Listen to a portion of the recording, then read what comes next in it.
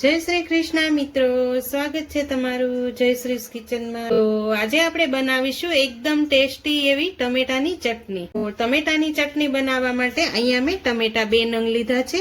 આ રીતના મોટી સાઈઝના છે અને એકદમ સરસ પાકા ટમેટા છે। તો આપણે આ રીતના એકદમ સરસ પાકા ટમેટા જ લેવાના છે, જેથી આપણી ચટણી બહુ સરસ એવી બનશે। તો હવે તેને આપણે કટિંગ કરી લઈશું। પહેલા તો અહીંયા આપણે પહેલા કટિંગ કરી લેવાનું છે। તો આ રીતે પહેલા આપણે ભાગ કાઢી લેવાનો છે। આપણે આ રીતે 2 ભાગમાં જ કટિંગ કરવાનું છે। તો અહીંયા આપણે ટમેટાનું કટિંગ કરી લીધું છે। હવે તેને આપણે એક પેનમાં મૂકી દઈશું। તો અહીંયા મેં એક પેન મૂકી દીધું છે। હવે તેની અંદર આપણે 1 મોટી ચમચી જેટલું તેલ એડ કરવાનું છે। આ રીતે આપણે તેલને એકદમ સરસ ગરમ કરી લેવાનું છે। ખૂબ ગરમ થાય પછી આપણે તેમાં ટમેટાને સાતળવાના। તો અહીંયા આપણું તેલ પણ એકદમ સરસ ગરમ થઈ ગયું છે। હવે તેને આપણે આ રીતે ઊંધા તેલમાં મૂકવાના છે। આ રીતે તમારે જેટલી ચટણી બનાવવી હોય એટલા તમારે ટમેટા લેવાના રહેશે। તો અહીંયા આપણા થોડાક એકદમ સરસ સોફ્ટ થઈ જાય ત્યાં સુધી આપણે તેને સાતળવાના છે। તો આપણે પહેલા તેને ઢાંકી દઈશું, જેથી આપણા ટમેટા એકદમ સરસ રીતે ઝડપથી ચડી જાય। તો હવે આપણે ચેક કરી લઈશું। તો આપણા એક જ સાઈડ આપણા ટમેટા એકદમ સરસ રીતે સતળાઈ ગયા છે। જો આપણે આ રીતે તેને સાતળવાના છે। હવે પલટાવી લઈશું તે બીજી બાજુ પણ આ રીતે આપણે તેને ફ્રાય થવા દેવાના છે। તો અહીંયા આપણા ટમેટા એકદમ સરસ રીતે તેલમાં ચડી ગયા છે। હવે તેને આપણે બહાર કાઢી લઈશું। તો તેની છાલ પણ તેની જાતે નીકળવા માંડી છે। તો આ રીતે હું બધા જ ટમેટાને બહાર કાઢી લઉં છું।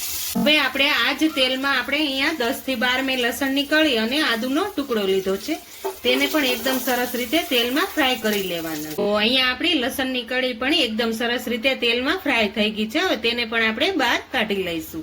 તો અહીંયા આપણા ટમેટા પણ એકદમ સરસ રીતે ઠંડા થઈ ગયા છે। હવે તેની ઉપર જે છાલ છે તે આપણે કાઢી લેવાની છે। તો આ રીતે તો જાતે જ છાલ નીકળી જશે। જો આ રીતે આપણે બધી જ છાલને કાઢી લેવાની છે। તો અહીંયા આપણે છાલ ઉતારી એકદમ સરસ રીતે કમ્પ્લીટ કરી લીધા છે। હવે તેને આપણે મેચ કરી લેશું।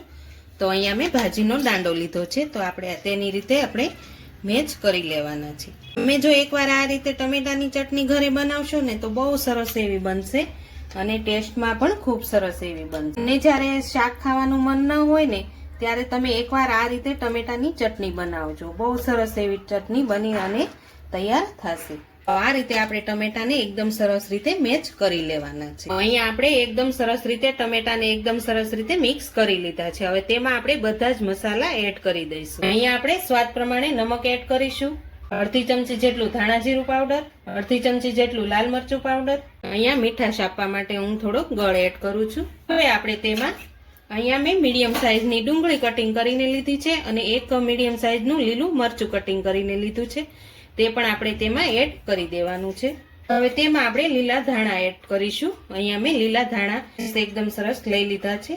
ધાણાનો આપણે થોડોક વધારે ઉપયોગ કરવાનો છે, જેથી ચટણીમાં ખૂબ સરસ એવો ફ્લેવર આવશે। હવે આ રીતે આપણે ચટણીને મિક્સ કરી લેવાની છે।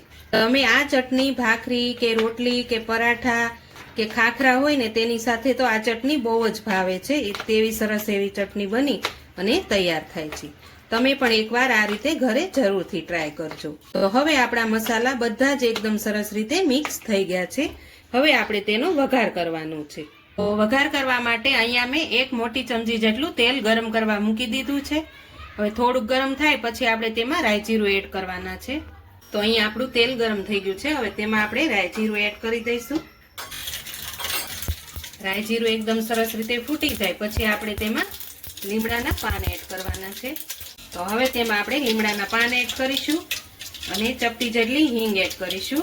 હવે તેને થોડુંક ઠંડુ થાય પછી આપણે તેમાં થોડુંક લાલ મરચું પાવડર એડ કરવાનો છે। તો અહીંયા આપણો વઘાર થોડોક ઠંડો થઈ ગયો છે। હવે તેમાં આપણે લાલ મરચું પાવડર એડ કરી દઈશું। આ રીતે આપણે તેની ઉપર વઘાર કરીને એડ કરી દેવાનો છે। હવે તેને એકદમ સરસ રીતે આપણે મિક્સ કરી લેવાનું છે। તમે જોઈ શકો છો આપણી ચટણી એકદમ સરસ ચટાકેદાર બની અને તૈયાર થઈ ગઈ છે। તમે જોઈ શકો છો। તમે પણ આ રીતે એકવાર ઘરે જરૂરથી ટ્રાય કરજો।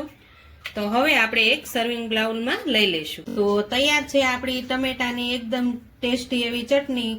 તો જો તમને મારા આજની રેસીપી પસંદ આવી હોય તો મારા વિડીયોને લાઈક કરજો, વધુમાં વધુ શેર કરજો, ને હજુ સુધી મારી ચેનલને સબસ્ક્રાઇબ ન કરી હોય તો પ્લીઝ સબસ્ક્રાઇબ કરજો અને કોમેન્ટ કરીને કહેજો કે ટમેટાની ચટણી તમને કેવી લાગી.